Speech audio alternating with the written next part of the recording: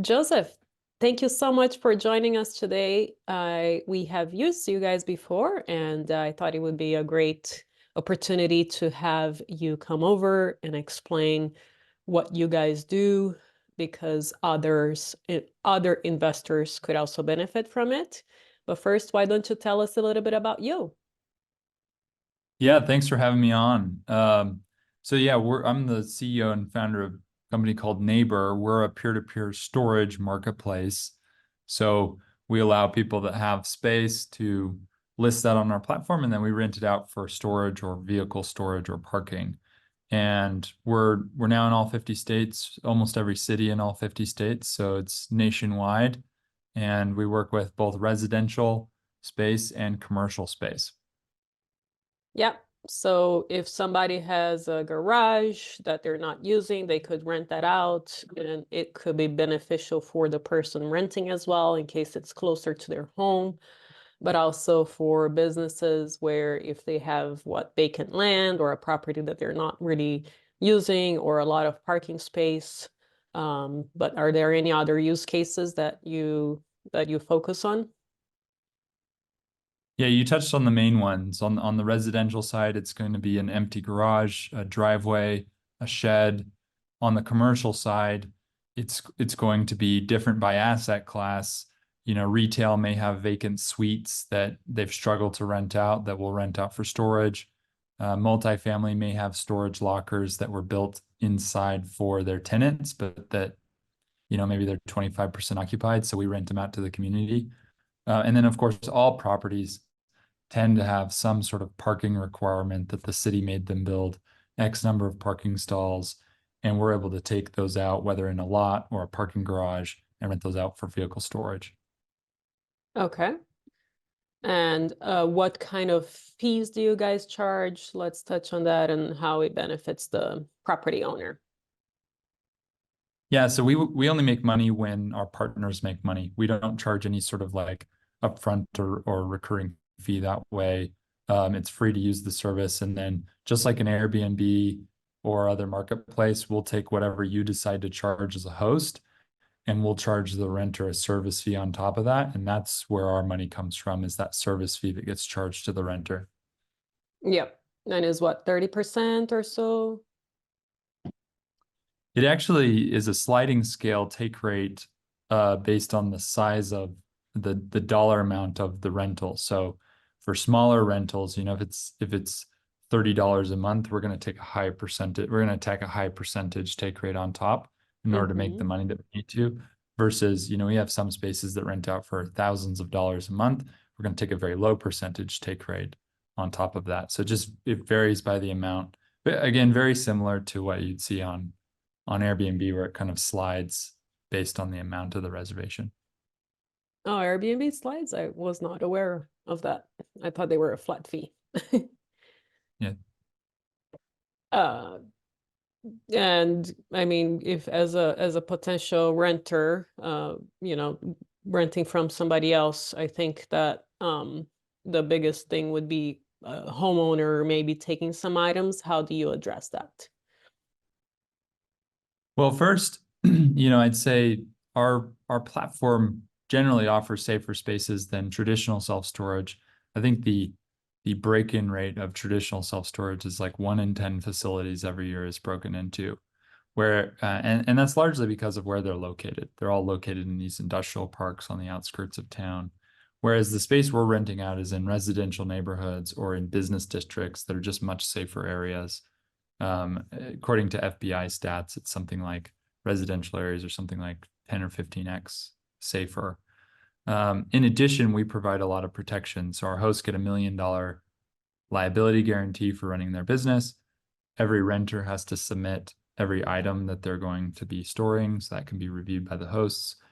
We offer the best property protection plans of any storage company in the country. I think we're the only one that will offer you up to $50,000 in protection for everything that you store on our platform. And so we just try to, that's our job as a marketplace. Obviously, we're kind of known as being a storage company, but at the end of the day, we don't sell storage. Our hosts sell storage, our partners sell storage. And we as a marketplace, we sell trust, right? That's our job, is to make it as safe and as trustworthy a transaction as possible. Okay. How long have you guys been in business? We started about 7 years ago. Uh, Awesome. yeah, so a while now. Yeah, that's great. So how have you guys scaled operations to, cater to your partners that are listing their spaces with you guys? Yeah, so it's very much scaling the technology. The value of the platform is the value of the tools that we provide. And so every year we're trying to think, how can we make this more of a passive income experience for our hosts? Because that is one of our differentiating of factors. If you think of other marketplaces, in order to make money on Uber, there's labor involved. You have to go drive around, or Instacart or DoorDash, or, you have to work for the income that you earn. Even Airbnb tends to have a decent amount of management and turnover in customers. Oftentimes management companies are hired. Mm, Neighbor, on the other hand, is the first platform where like we can bring you a renter and that you're going to get a payment from that renter every month without doing much of anything. So it's very passive income.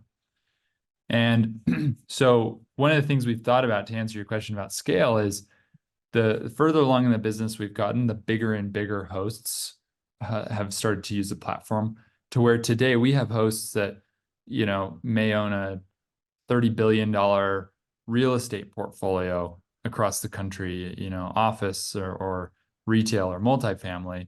And so they're listing lots of space on our platform in maybe 100 cities. And the tools required to manage that amount of space are very different than the tools required to manage a driveway or a garage.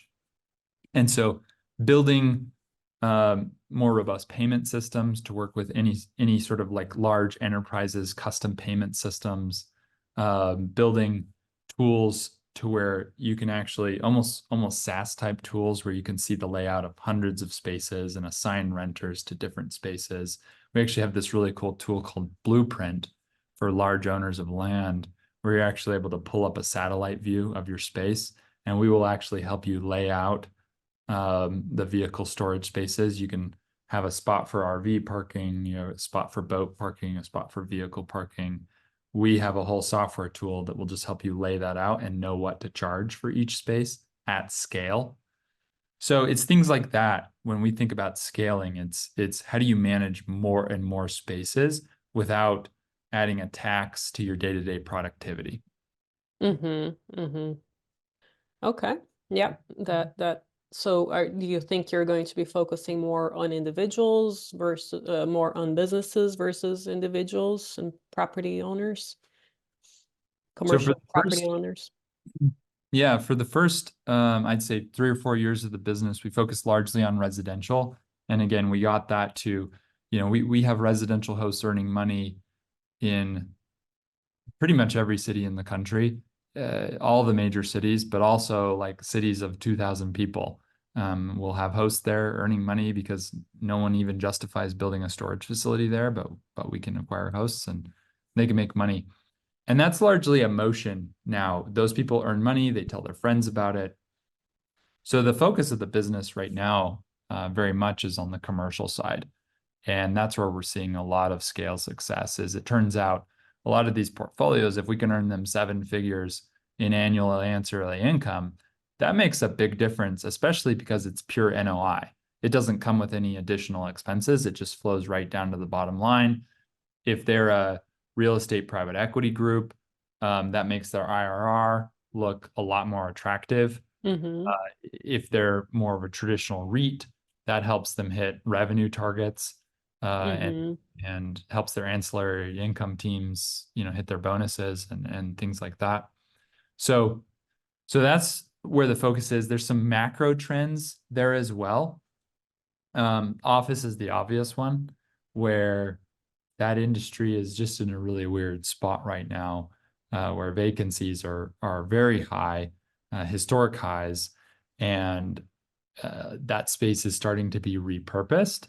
The initial thought, I think, for a lot of office providers was office to resi. residential, but I think most people are finding office buildings don't convert well. The Right. plumbing, the building Yep. structure, it's next to Yep. impossible. Mm-hmm. So they're looking for lower cost conversion alternatives in industries with strong demand. And storage, it's the highest occupancy rate of any real estate asset class. So it makes a great candidate. And then, while office has experienced abnormal trends, all the industries, all the asset classes are experiencing interest rate, the effective interest rate. So like multifamily, if you built a multifamily, even if you're successful and you're all the way leased up with interest rates and variable term loans, coming up, you may be underwater on an otherwise successful property. And if we Mm-hmm. can come in and provide that extra ancillary income, all of a sudden, when you were looking at a 1% year over year growth year, you're able to achieve 5% or whatever, and it makes the difference. Mm-hmm. Can you share maybe an example of a REIT or a larger investor that has onboarded some properties with Neighbor, and how did that go? Yeah, so I'll give a couple examples across different industries. In the retail space, we work with a group called Federal Realty, one of the largest owners of retail space in the country, both on the East Coast and the West Coast. We onboarded them. Again, we work with them both, on the suites that struggle to rent. We'll rent those out for self-storage, and also the parking. In a strip mall, there's always that parking in the back that just Nobody doesn't parks on. nobody parks on. Yeah. We've rolled out nationwide with them. On the multifamily side, an example of one of the many multifamily groups we work with is one of the largest owners in the country, a group called Equity Residential. And same thing, and it varies by property. Some properties they have, 20 different vacant parking stalls. Some properties they have 5, but at every property they have some, and it's all income. And those properties get leased up very fast.